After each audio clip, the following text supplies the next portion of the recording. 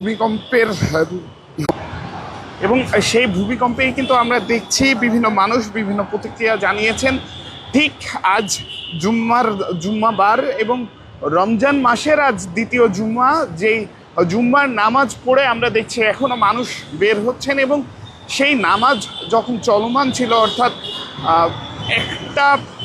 1:50 থেকে 1:55 দিকে অধিকাংশ মসজিদের জুম্মার নামাজ চলমান ছিল এবং সেই সময়ে কিন্তু রাজধানীতে ভূমিকম্প অনুভূত হয়েছে। তবে আমরা এখন পর্যন্ত নিশ্চিত হতে পারিনি, অল্প সময়ের মাঝে হয়তো জানা যাবে যে বিষয়টি সেটি কত মাত্রার ভূমিকম্প হয়েছে এটি। তবে যারা ভবনের মাঝে ছিলেন তারা জানিয়েছেন, দু একজনের কাছ থেকে আমরা জানতে পারি যে ভূমিকম্পটি 3 থেকে 4 সেকেন্ড অন্তত তারা অনুভব করেছেন এবং খুবই গভীর মাত্রার ভূমিকম্প এটি। এবং আমরা দেখছি রাজধানী জুড়ে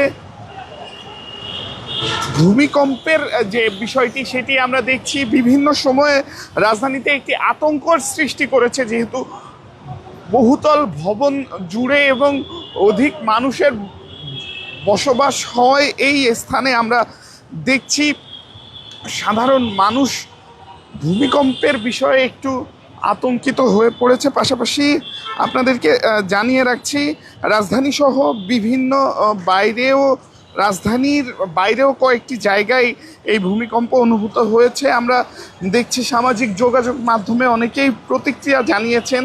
তন্মধ্যে কুমিল্লায় টের পেলাম এমন একটি মন্তব্য আমরা লক্ষ্য করেছি সামাজিক যোগাযোগ মাধ্যমে। পাশাপাশি নওগাঁয় টের পেলাম, যশোরে এই আমার প্রথম, নড়াইলে ভয়াবহ।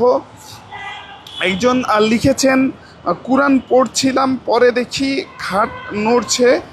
এছাড়াও আরও অনেকেই লিখেছেন। রাজবাড়ির থেকেও একজন প্রতিক্রিয়া জানিয়েছেন। মূলত এই প্রতিক্রিয়াগুলো জানাচ্ছেন বাংলা নিউজের যেই সামাজিক যোগাযোগ মাধ্যম ফেসবুক পেজ, সেই ফেসবুক পেজে একটি পোস্ট করা হয়েছে ভূমিকম্প হওয়ার পরপরই। সেই পোস্টে যারা প্রতিক্রিয়া জানিয়েছেন তাদেরই মন্তব্য আপনাদেরকে পড়ে শোনাচ্ছিলাম, যারা জানিয়েছেন কোন স্থান থেকে তারা এই ভূমিকম্পটি অনুভব করেছেন। এবং আমরা দেখছি রাজধানী সহ বিভিন্ন স্থানে এই ভূমিকম্পটি অনুভূত হয়েছে এবং সেই স্থানগুলোর নামগুলো আমরা আপনাদেরকে জানিয়ে রাখছি। কুমিল্লা, নওগাঁ, যশোর, নড়াইল থেকে বিভিন্ন মানুষ, রাজবাড়ি থেকে বিভিন্ন মানুষ কিন্তু মন্তব্য করেছেন এবং সেই মন্তব্য অনুযায়ী কিন্তু আমরা দেখছি। এছাড়াও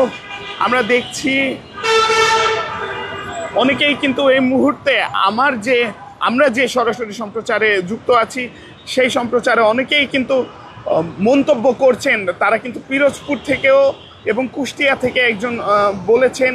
এবং আমরা দেখছি খুলনা, চাঁদপুর, কুষ্টিয়া,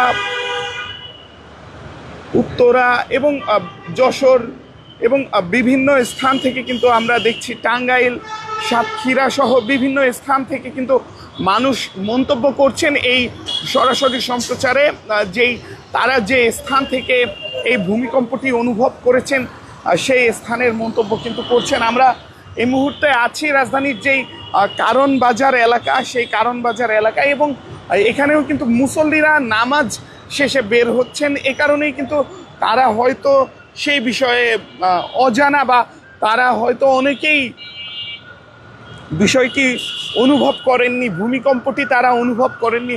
অর্থাৎ আজ যেই বিষয়টি আপনাদেরকে জানাচ্ছিলাম যে বিভিন্ন স্থান থেকে মানুষ কিন্তু তারা ভূমিকম্প যে অনুভব করেছে সেই বিষয়টি জানাচ্ছেন। এই কারণেই কিন্তু আমরা দেখছি এই সরাসরি সম্প্রচারের বিভিন্ন স্থানে কিন্তু বিভিন্ন স্থানের নাম বলে মন্তব্য করছেন। যারা যে স্থান থেকে ভূমিকম্পটি অনুভব করছেন তারা কিন্তু বিভিন্ন স্থান থেকে মন্তব্য করছেন এবং আমরা আপনাদেরকে জানিয়ে রাখছি, এখন পর্যন্ত আমরা নিশ্চিত হতে পারিনি ভূমিকম্পের যেই পরিমাপটি সেটি আমরা নিশ্চিত হতে পারিনি। ঢাকা সহ রাজধানীর বিভিন্ন স্থানে ভূমিকম্প অনুভূত এবং আমরা দেখছি সেই ভূমিকম্প যেই অনুভূতি বা ভূমিকম্পকে অনুভব করার যে বিষয়টি সেটি আমরা দেখছি। আমরা দেখছি কয়েকজন এখানে যাচ্ছে, আমরা একটু তাদের সাথে কথা বলার চেষ্টা করবো।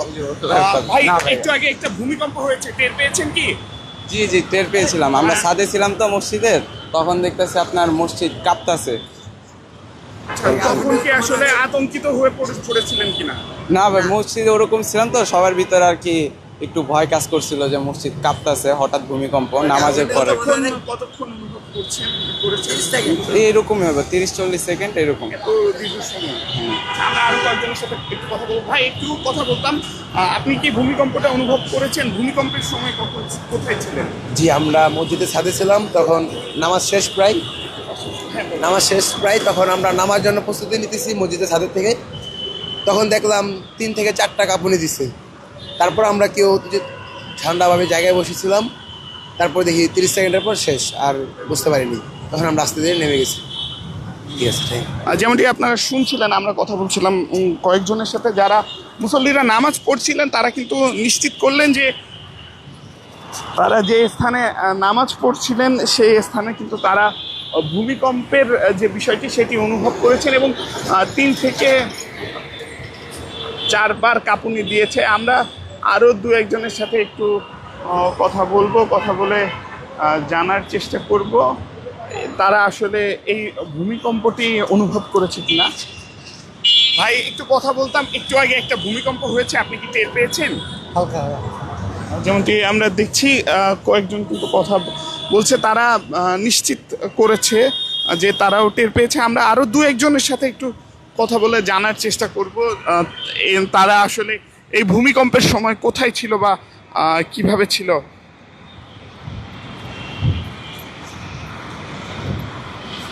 ভাই, একটু কথা বলতাম, একটু আগে একটা ভূমিকম্প হয়েছে, টের পেয়েছেন কি?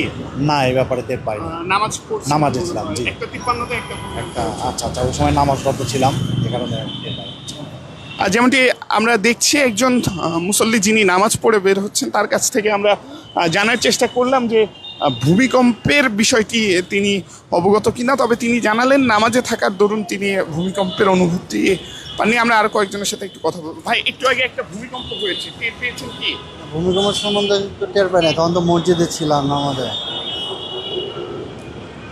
যেমনটি আপনারা শুনছিলেন, রাজধানীর কারণ বাজার থেকে আমি এতক্ষণ আপনাদেরকে জানাচ্ছিলাম 1:53 যেই ভূমিকম্পটি রাজধানী সহ বিভিন্ন দেশের বিভিন্ন স্থানে অনুভূত হয়েছে সেই ভূমিকম্প সম্পর্কে জানাচ্ছিলাম এবং জানার চেষ্টা করছিলাম যারা এখানকার